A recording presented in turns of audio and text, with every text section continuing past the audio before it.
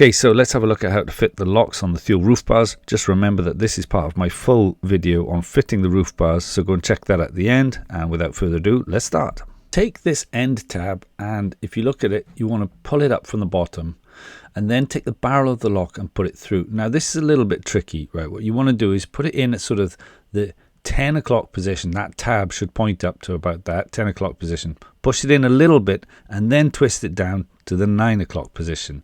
It's kind of odd. You just wait until you feel a bit of resistance, then twist it. And again, just to show you, tab at 10, push a little bit, twist, and it just slots in like that.